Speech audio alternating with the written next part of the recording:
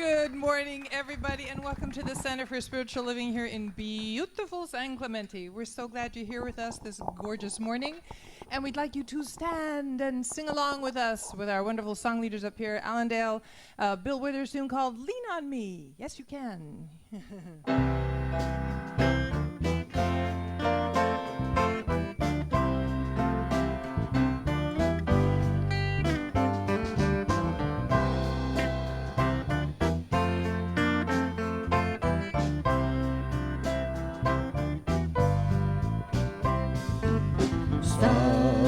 Sometimes in our lives, we all have pain, we all have sorrow, but if we are wise, we know that there's always tomorrow. Lean on me when you're not strong, and I'll be your friend. I'll help you carry on, for it won't be long till I'm going to need somebody to lean on. Please swallow your pride if I have things you need to borrow, for no one can fill those of your needs that you won't let show. Just call on me, brother, when you need a hand. We all need somebody to lean on. I just might have a problem that you'll understand. We all need somebody to lean on. Lean on me when you're not strong, and I'll be your friend. I'll help you carry on, boy. It won't be long till I'm going to need somebody to lean on. Just call on me, brother, when you need a hand. We all need somebody to lean on. I just might have a problem that you'll understand. We all need somebody to lean on. If there is a load you have to bear that you can't carry, I'm right up the road. I'll share your load if you just call me. Call me if you need a friend. Call me. All you gotta do is call me, and call me. Come on now, call me, call me.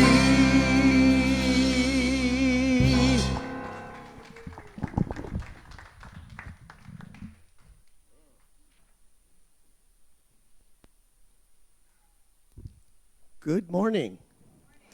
Don't be frightened. I'm not going to sing. We leave that to the professionals. So in any case, welcome. We know that you had a lot of choices of things you could do today. For example, I'm sure there are some reruns of some old basketball games that you haven't watched in a couple of days. And there's got to be an I Love Lucy episode somewhere that you cherish. And yet, you lovingly chose to come here. And so it's really nice to see your faces. If you haven't been here before, you're welcome, because we are a non-exclusive, non-denominational service and a non-denominational teaching that welcomes everybody. So no matter what you've ever done in your life or haven't done, no matter where you were yesterday or last night, it's none of our business. We are just grateful that you're here, and we welcome you. So we're going to start with a ritual that we call lighting the flames of faith, and we're going to start right now.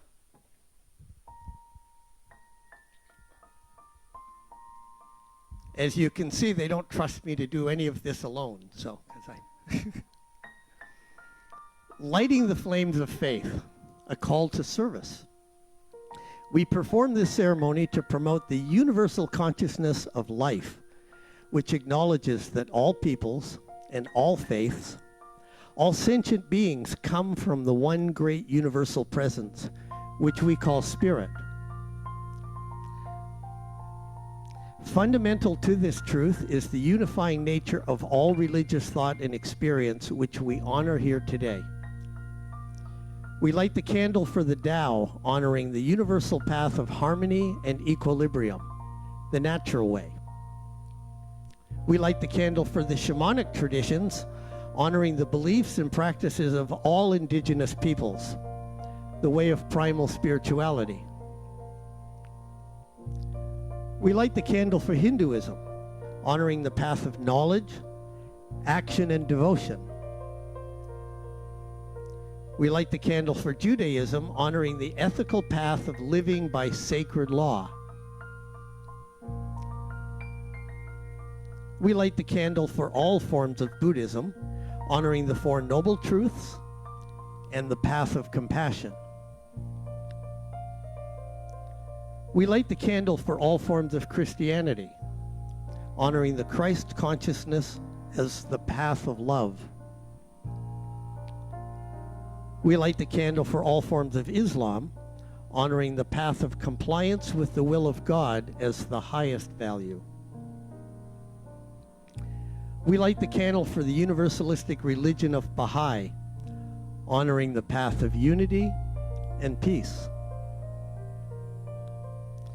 We light the candle for all forms of New Thought, honoring the metaphysical path of mental healing through the practice of universal spiritual principles. And as practitioner Kay Allen lights the last candle, let it represent the path that brought you here this morning.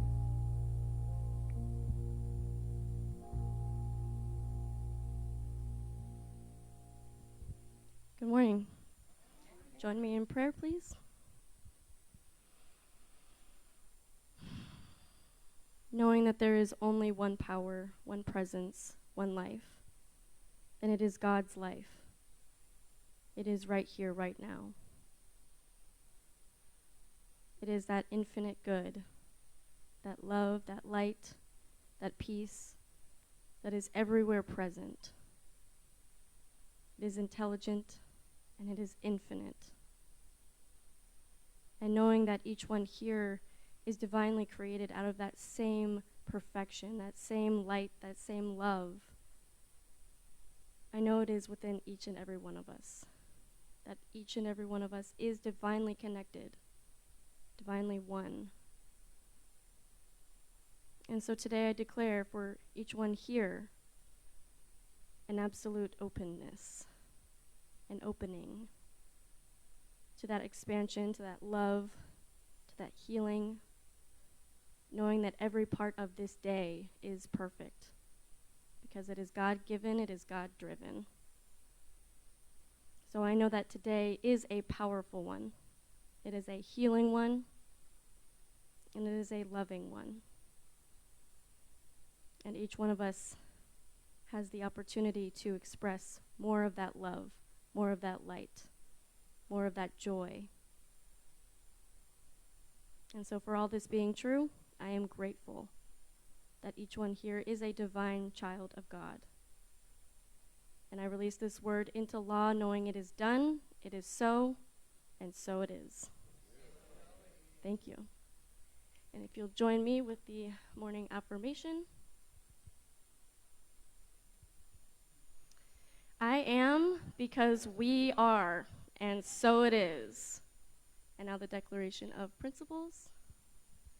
I believe in God, the one creative intelligence, operating through the universe and operating throughout my entire being, now and always. I believe this perfect spirit operates on a law of mind and creates my experience exactly according to my belief.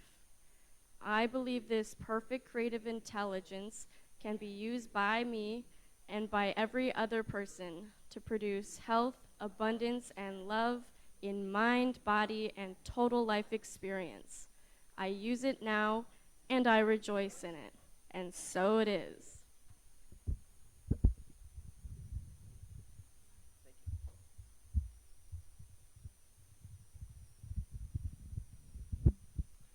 And now we are very privileged because our musician this morning is Michael Paul Smith. Michael?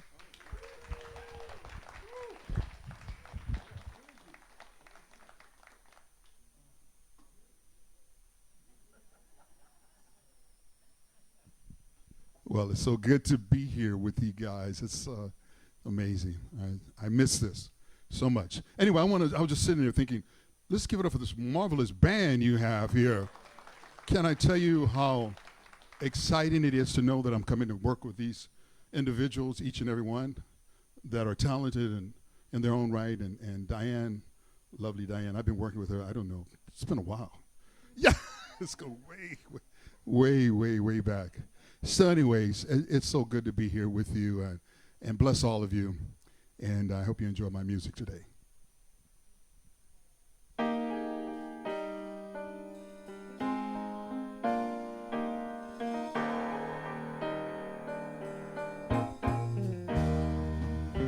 People get ready, there's a train a-coming. You don't need no baggage, you just get on board. All you need is faith to hear the diesel humming. You don't need no ticket, you just thank the Lord. Ooh. So people get ready, there's a train to Jordan. It's picking up passengers coast to coast. Faith is key, open the door and board them. There's hope for all among the loved most. Oh yeah, who's loved the most? Ooh, ooh. For there ain't no room for the hopeless sinner who would hurt all mankind just to save his own. Have pity on those whose choices grow thinner. There's no hiding place among the kingdom's throne. No hiding place. Woo! No hiding place.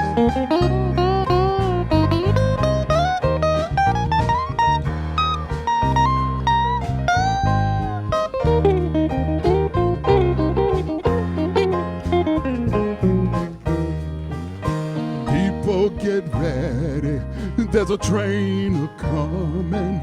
You don't need no baggage, you just get on board. All you need is some faith to hear the diesel humming. You don't need no ticket, you just thank the Lord.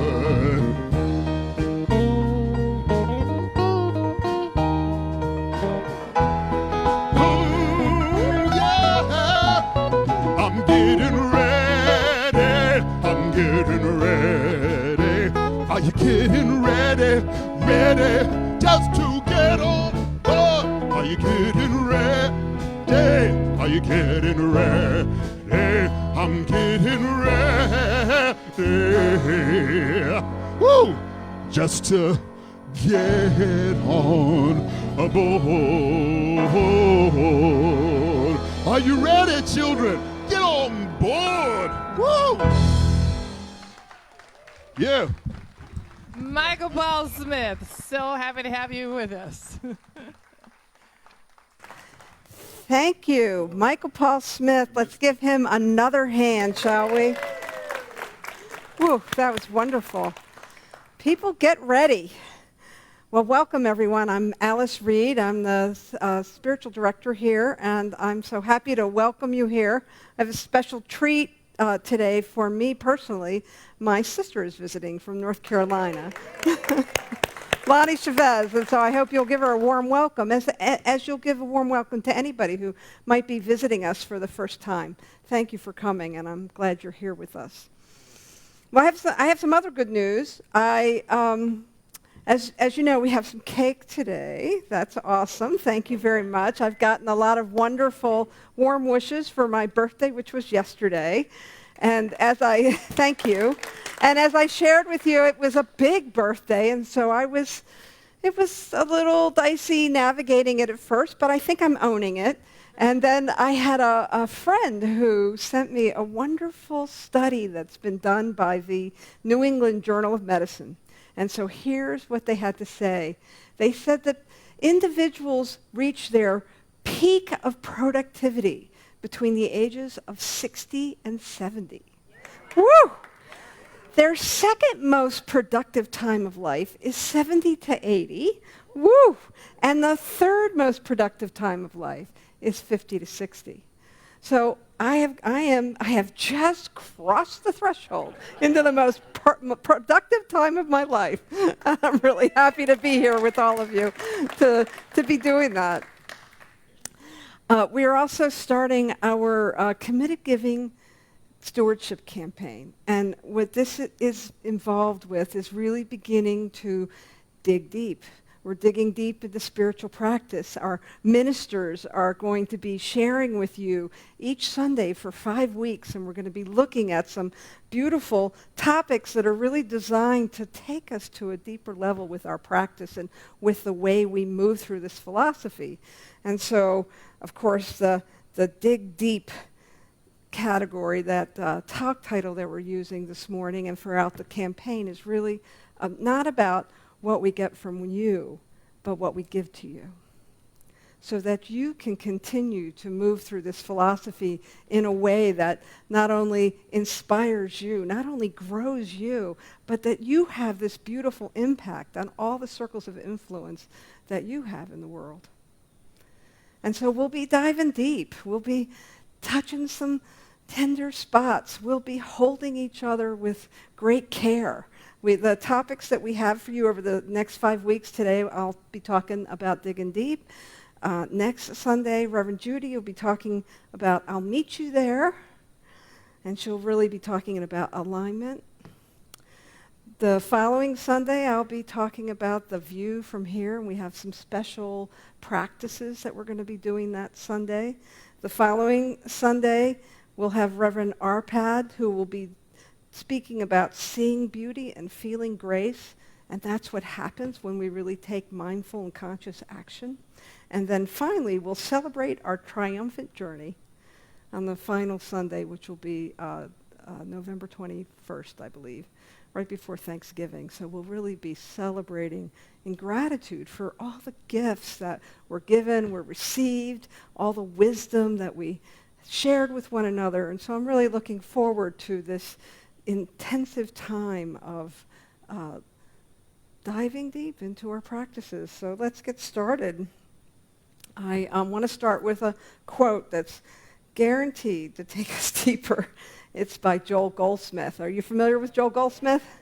Yeah, Joel has a way of writing, and he had a way of speaking in the infinite way, the work that he did that really opened up hearts and minds to a deeper and closer walk with God. And so he writes in his this book, if you haven't read it, Conscious Unfolding, very powerful book, and he writes, when we begin to understand, even in a slight measure, that what we know with the human mind is not spiritual wisdom, we are then beginning to understand the next step, which is our freedom in Christ, our freedom in God.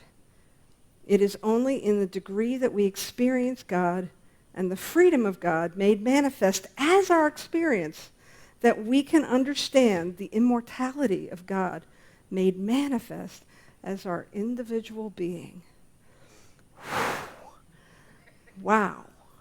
Wow, what's Joel saying to us? Joel is saying to us that we are not just these individuated, left to our own devices manifestations, that we're not just out there hanging out alone, but that we are one with that spirit and that movement of energy of creation that loves itself so much that it created you, that loved itself so much that it creates me, that each emanation of spirit is one with its creation.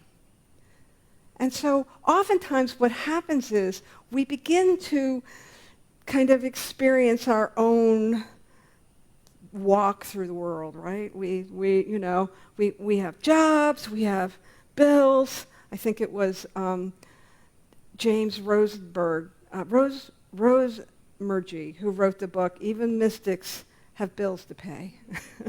Even mystics have bills to pay. So we have this experience that when we're walking around in the world trying to make our way, to do the things that life requires of us, to keep a roof over our head, all those survival kind of things. And yet, that's just the motions of spirit experiencing itself. And sometimes we can get a little lost in all of that. We can get lost in the day-to-day. And we come to places like this and we study and we embrace this philosophy so that we can remember our oneness with it all. Ernest Holmes said it quite simply. If you're not familiar with Ernest Holmes, he's the man who actually founded our teaching and our philosophy. And he said, God can only do for you what it can do through you. And so we need to remember that. We need to find that place where we don't get just lost in our own thoughts, but we recognize that any wisdom, anything that comes through us is really the spark of intelligence that has chose to express itself by means of your thoughts, your actions, your deeds. And so that we're not out there doing it alone. And no, we are out there being God. God is expressing itself in its own unique way in millions of billions. I think how many people are on the planet right now? 7 billion? Right. 7 billion, 300 million in the US alone. And each one of those, I mean, this is a big job. So we're talking about an infinite power that we're working with, and yet I'll bet my bottom dollar that you've had an experience in the last week where you felt very alone. Where maybe you had a little problem and you had to sort of go into like your fix-it mode and try to figure it out. Or maybe there was somebody who was rubbing you up the wrong way and, or they took you the wrong way. We have these little experience in life that tends to bring us back to this idea of separation. And yet separation is not what we're about. We are about expansion. We are about oneness, that great word, at one-ment, that sometimes gets pronounced atonement, but it's really at one-ment. So as we begin to look at this idea of digging deeper, what I want to tell you is those experiences that you might have that give you a sense of separation, that give you a sense of being not part of the whole, they're little gifts. They're gifts to remind us to look past them, to go within them, to go underneath them, to remember the higher truth, to remember that greater truth about our oneness. And our purpose here is to just keep remembering over and over again. Keep remembering who you are. Keep remembering who you came here to be. You came here to be love and beauty and wholeness and freedom and all those immutable qualities of God. You came to be the perfect expression of that. And yet in this human experience, I'll just talk about myself for a minute, not on your behalf, but in this human experience, we have these events in our life that, that I have come to know as trauma. Now, trauma is this, it's gotten a lot of press lately. It's in the news a lot lately. It might start to sound like an overused word, and you might be thinking it's reserved for the war vets, or it's reserved for the victims of violent crimes. But trauma, when we look at it, is any experience that we feel over and over again that keeps us separate. It keeps us separate, and this idea of being alone and being singled out, or having a fear experience, or a challenging experience. And I'm not diminishing PTSD or any of those experiences that folks have. But what I want to tell you is that just like these moments of frustration where we find ourselves separate, any experience that we have where we begin to fall asleep and come back to this place of feeling separate is an opportunity for us to come back to oneness. It's an opportunity for us to come back to wholeness. And every time we make that journey from duality back to that unitive place of oneness, every time we do that, not only do we grow spiritually, not only do we have a greater sense of God in our own lives, but that we heal and reveal something for the whole human race. There is no private good. So as we are looking at this idea of digging deeper, I'm drawing upon that wonderful declaration of principle that Ernest Holmes spoke when he was asked, what is religious science? And he named these, sometimes it's presented as 12, sometimes it's presented as 10, but these declarations of principle many, many years ago. One of them that I'm really focusing on is that we believe the ultimate goal of life to be a complete emancipation from all discord of every nature, and that this goal is sure to be attained by all. All discord of any nature, and that we're free from it. Wow. I don't know about you, but when I look out in the world, there's a lot of discord out there. There's a lot of pain. There's people who are suffering, genuinely suffering. And so if we believe in the emancipation or the freedom from discord, how do we get there? Well, we don't get there by spiritual bypass. Are you familiar with the term spiritual bypass? It's the idea that if something awful is happening in my life, that I just pretend it's not happening and call it all good. Pretend I'm not experiencing that pain or that discord. Pretending that whatever is coming up for me, it's all good. It's for my highest and best. Right. For my highest and best. Well, so here's the tricky part, right? Because it really is for your highest and best. But the idea of the discord that has come up is for you to walk through it as if it was an illusion, to feel whatever it is that's being felt, to allow whatever needs to be broken open so that you can be standing in true and authentic wholeness. That's the purpose of discord. And that emancipation and that freedom that Holmes is talking about is really the return to our oneness. We've been talking in class. We're teaching a great class. I have a wonderful array of students who have joined me for the principles of financial freedom. And we've been talking about resistance, right?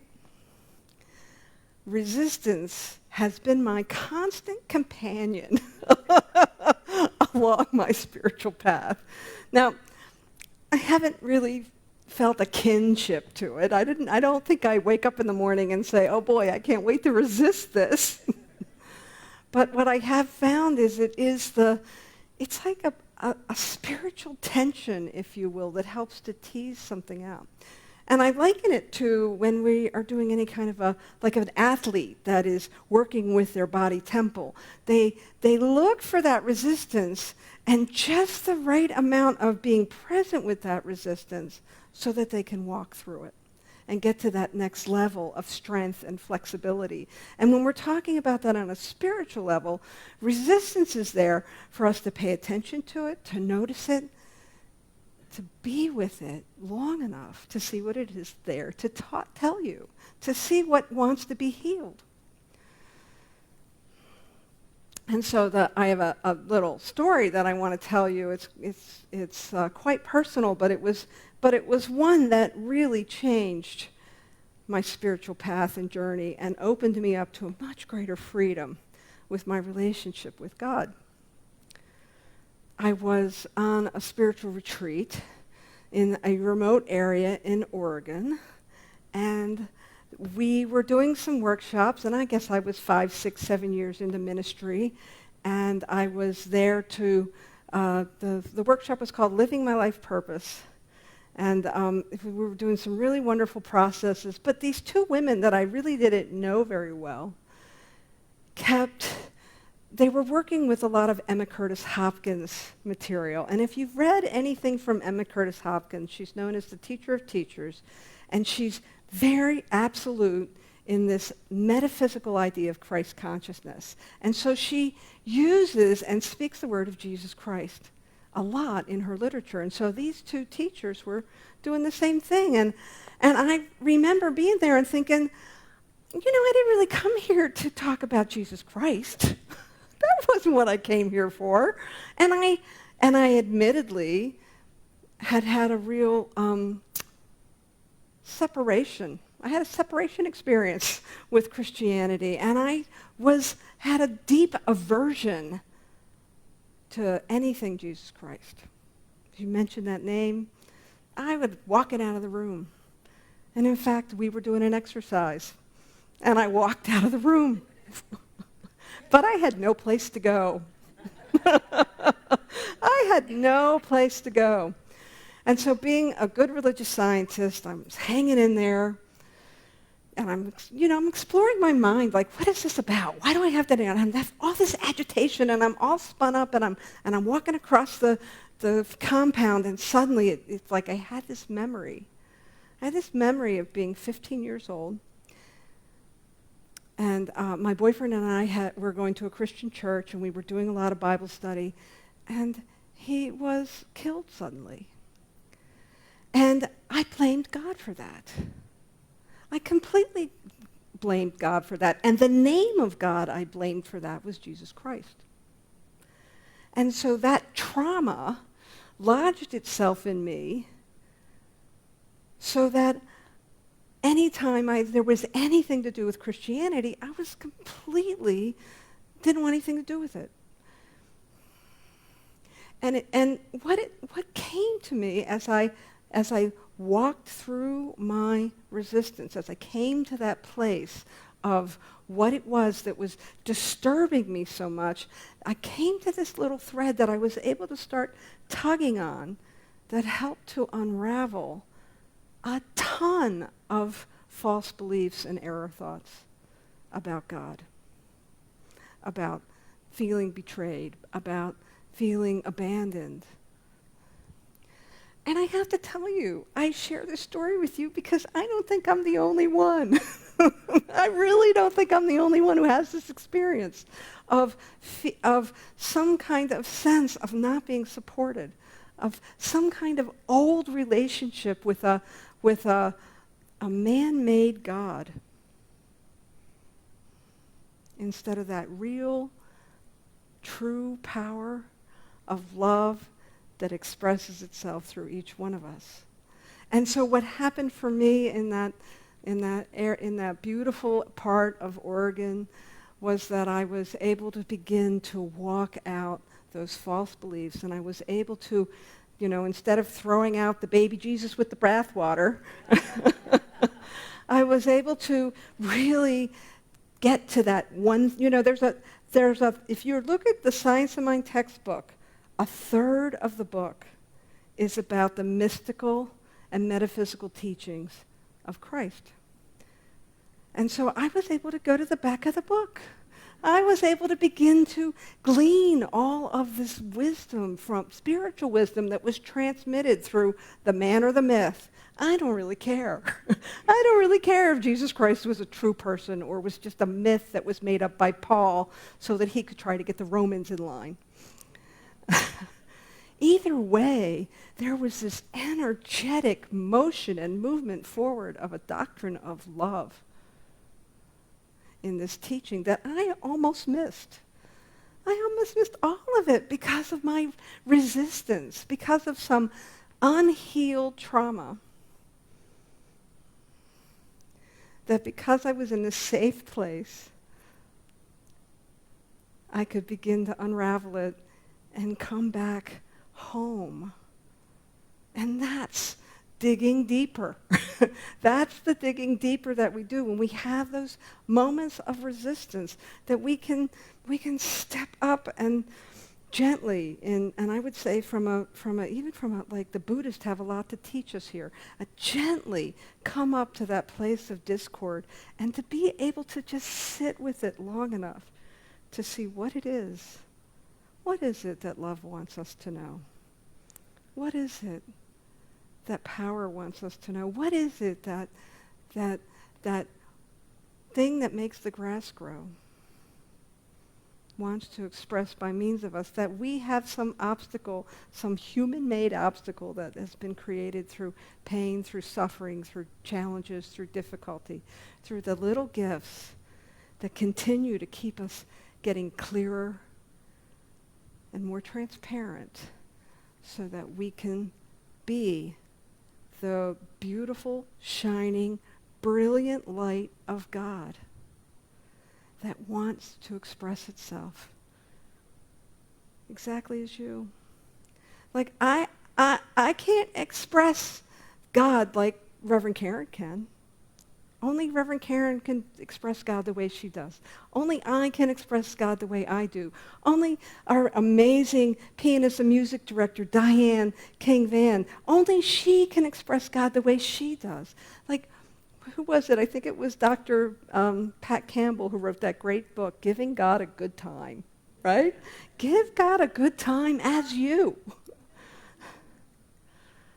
We are here to express in high and holy ways, and I want to bring this back to a process that I want to teach you. And if you've taken my class, we did this in class this week, but I want to bring it to the whole community here.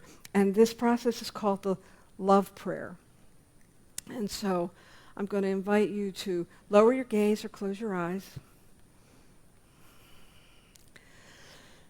and feel the support of the chair underneath you.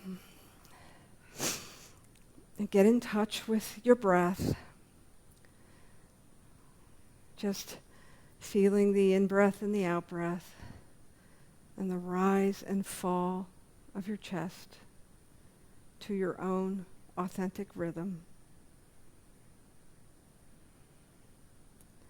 And invite that part of you, that higher wisdom self, to be present with you right now. That part of you that never forgets. And ask it to bring forward to you a place of discord in your life.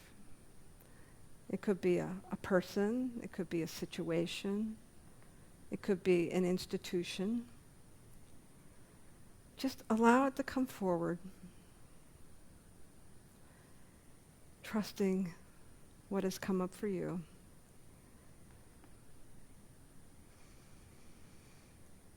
And as you stay in touch with the rhythm of your breath, with each in-breath, I want you to say in your mind, I accept you. And with each out-breath, I bless you. And to just drop into a beautiful mantra. I accept you.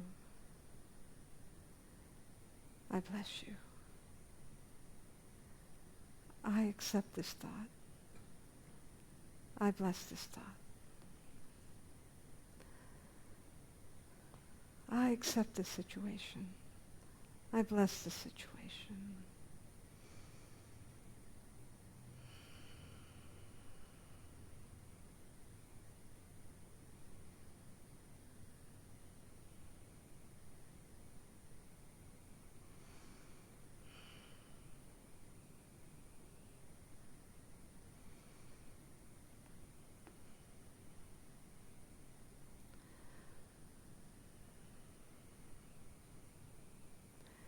And going through one more cycle of this. I accept you. I bless you. And coming back into this space, wherever you are.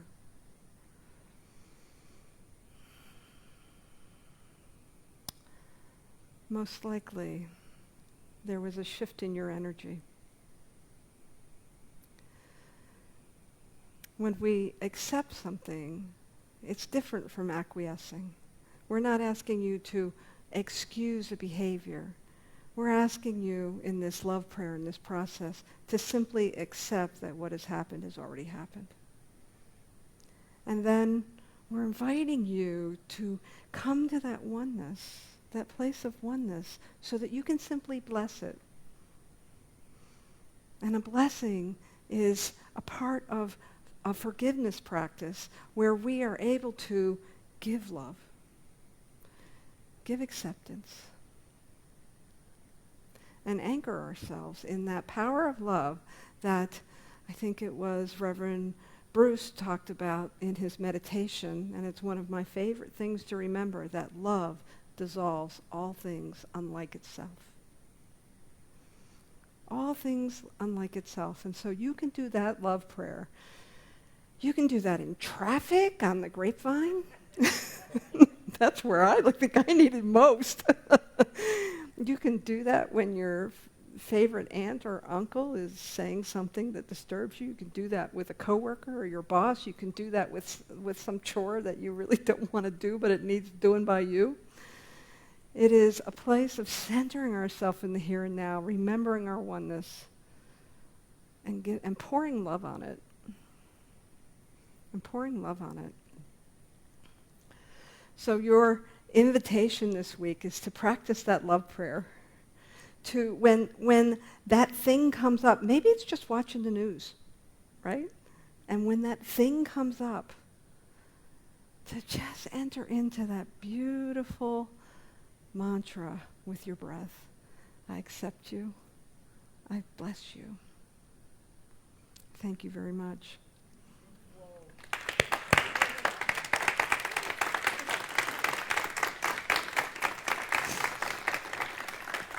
And now for some more magic, I want to invite Michael Smith to come on up. Michael Paul Smith, everyone.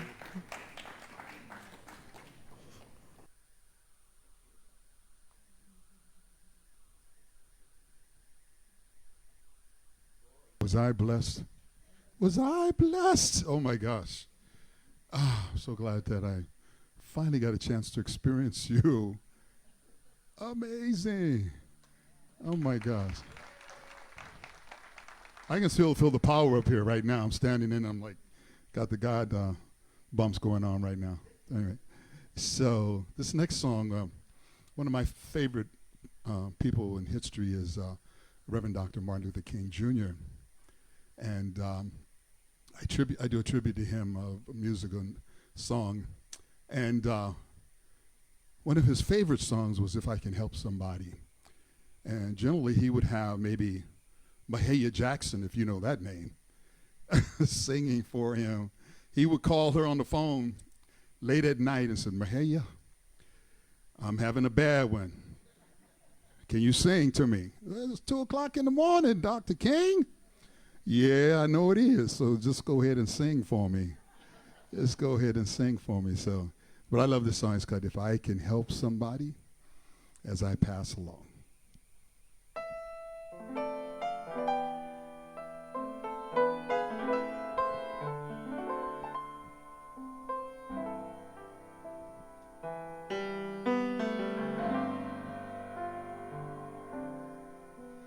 If I can help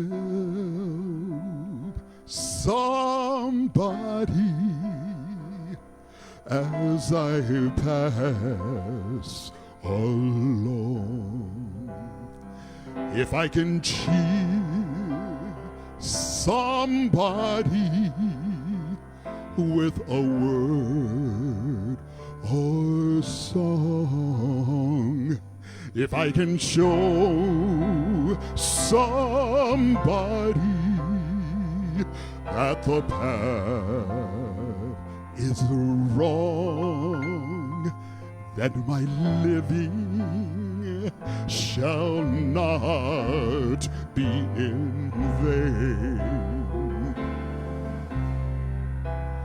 then my living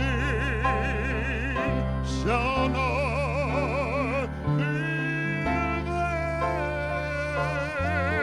vain. No, my living shall not be in vain. If I can help somebody as I pass along, and my living shall not be in vain.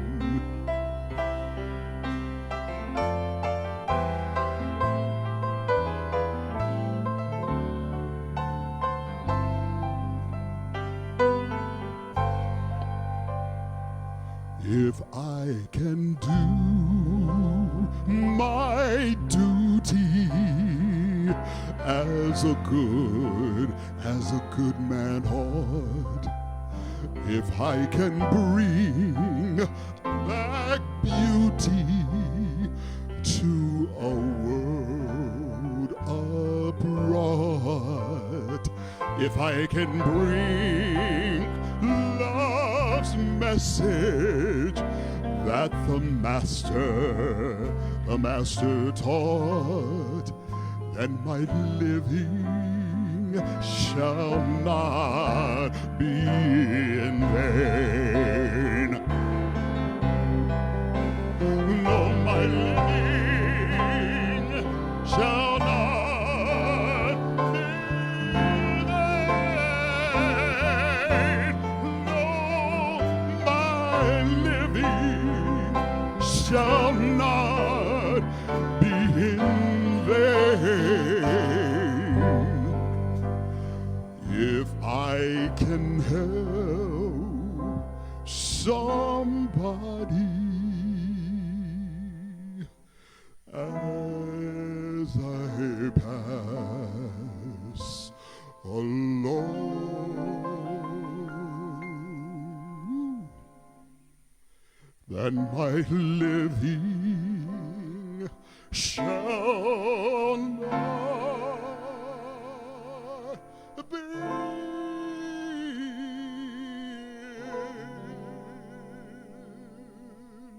vain.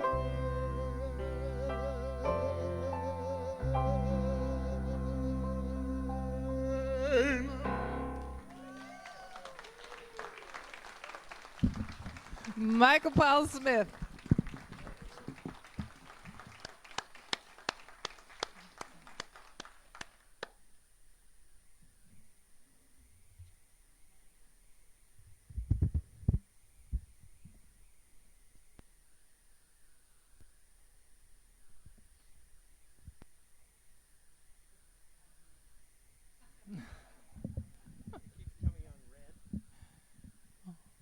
Come grab another mic, Bruce. Come grab one of these microphones.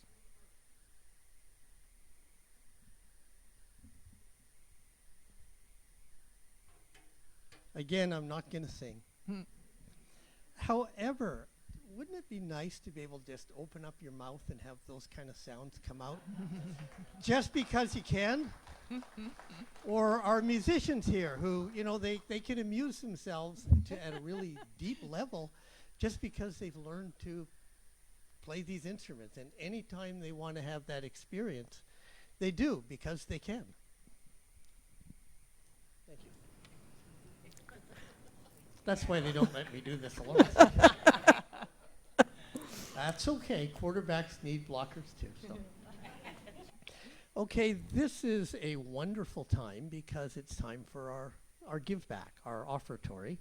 And we are totally a self-sustaining organization because we support it. If money doesn't come in, then money won't go out. And, you know, I hear they turn the lights off when you don't send the money. And it's really nice that we're all able to do that, right? And to sit in nice, comfortable chairs. And if you brought a guest today, isn't it nice to bring a guest to a place you don't have to apologize for or be embarrassed by, like you might when your room's messy? So there are baskets at each door and at the back of the sanctuary for your tithe and your love offering. And you can also go to our website, write this down, you're going to need it later. If you're watching us through some other medium, cslcv.org, and you can donate from there, or you can mail your check. And if you're watching us on the screen, I think our address comes up somewhere on your screen. And you can just send it to Reverend Karen or just to the center here, and it will get there. So I would like us to do our offering affirmation, and you can see it up above you. And together, my offering is my acceptance of God as the source of my supply and symbolizes my faith in the abundant flow of this supply. Thank you, Reverend Bruce. Of course it does. This is a song by Chris Rice called Hallelujahs. My offering to you all. Thank you for your love and support for our music program, and I offer this with lots of love.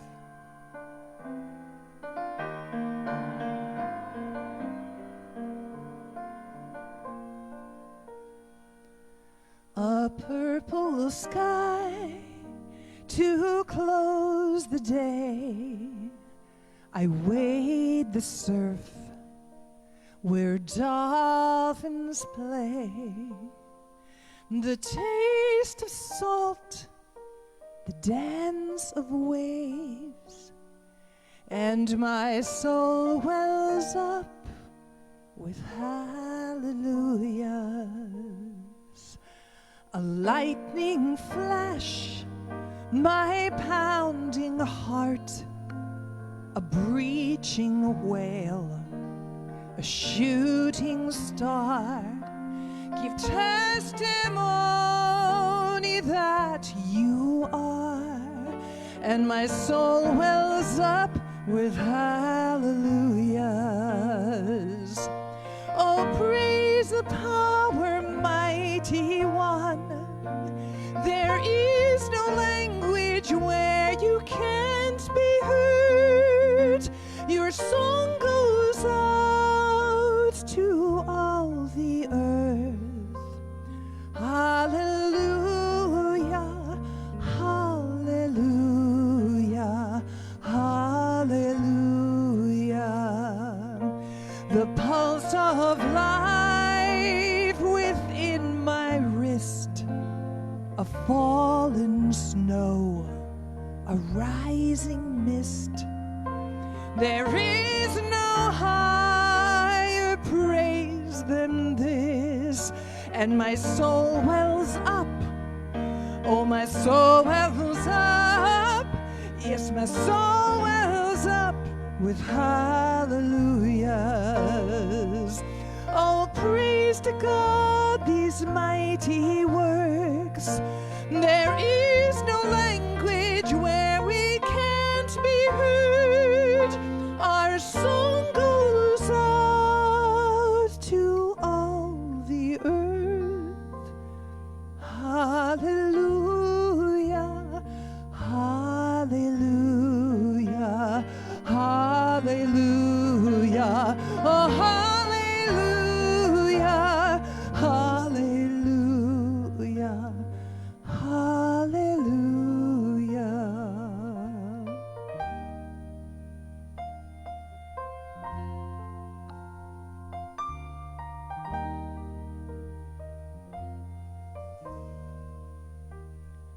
Hallelujah.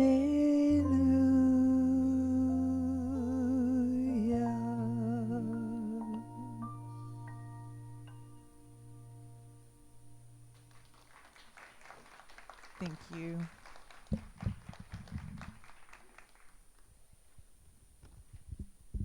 When Reverend Alice was talking about resistance, I became very aware of my resistance of getting up from my chair after listening to Diane and Michael sing and these musicians. Don't you just feel settled in and like you just kind of like to sit around and go inward and not be bothered by anything else? Because that's how I felt.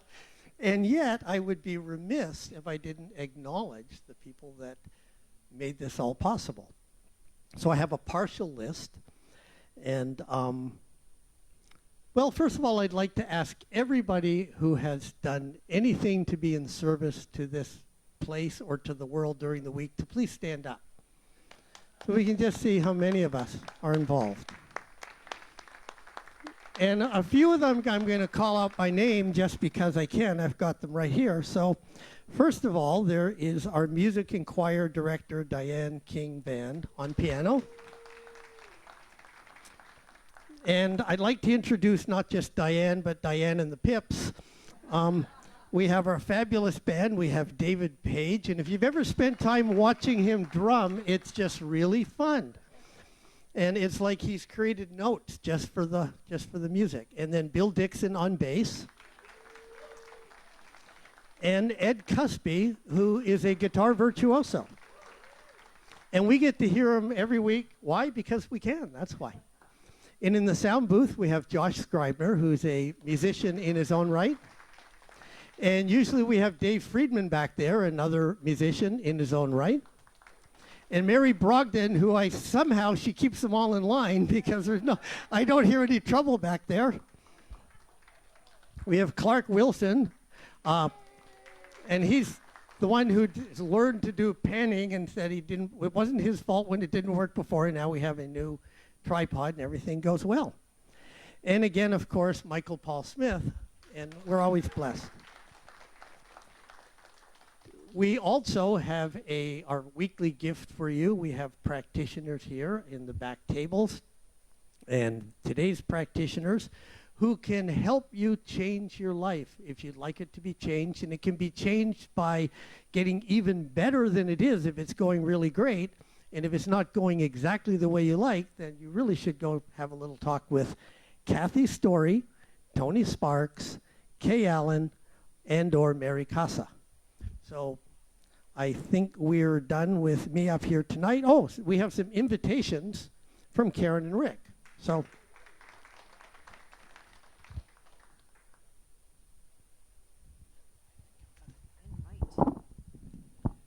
you are invited to attend Conscious Connection right here in this room after the service from 12 to 12:30. Get together with Mary and friends for a brief discussion about today's topic. And remember that class that Reverend Alice was talking about, the principles of financial freedom? Well, this is your last chance to sign up. We had class 1 last week and class 2 is this week. And so this is, if you're interested, and it's a fabulous class, please sign up. You can go on our website, or there's a sign-up sheet available. Our book study with Mary is discussing the Conversations with God trilogy, 1, 2, and 3. It meets on Zoom Wednesday mornings, 10 o'clock to 11:30 a.m. And Shifting Sands continues to meet on Thursday mornings from 10:30 to 12:30 on Zoom, as does Coming Home Awakening to Spirit on Friday mornings at 8 a.m. And these links are available on your biweekly emails.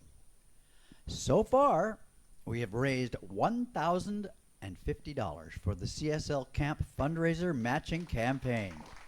For every $2 we receive from you, the center will match $1. So if you'd like to donate to this beautiful piece of property up in Oregon, please indicate on your donation that this is for the CSL Camp Fund. And speaking of CSL, Centers for Spiritual Living, our parent organization, the 2022 Spiritual Living Convention is coming up in January, and it's really coming up quickly. And the theme is Embrace the Now. And this year, it is being held at the Hyatt Regency Indian Wells Resort and Spa in the Palm Springs area. So it's January 18th to 21st, as it says up there, and the early bird registration ends on November 15th, and you'll be able to save $100. The cost is $5.99 or $4.99 with the discount. So if you're interested in attending, sign up at spirituallivingconvention.csl.org. And lastly, today's flowers, not yesterday's, are in honor of Reverend Alice's birthday, which was yesterday. Yay. Happy birthday to our new spiritual director. We love you already. Yay! Woohoo! And we will have cake afterwards, so stay and let's celebrate. Let them eat cake. All right, it's time to stand and sing our closing song.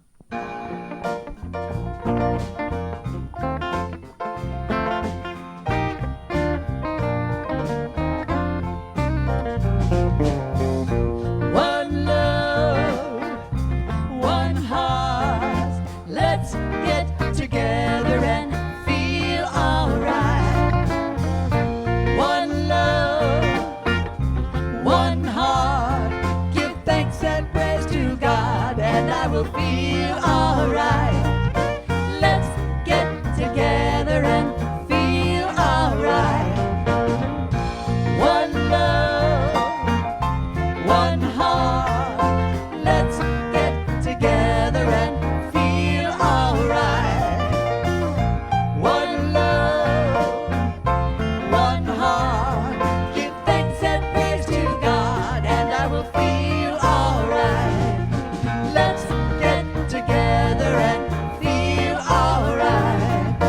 Let's get together and feel alright. And so in this moment, I know that indeed we are together. We are stronger together in one heart, one mind, one center, knowing that each one does their beautiful work this week, knowing they are God. I give great thanks for this, and so it is. And so it is. Thank you.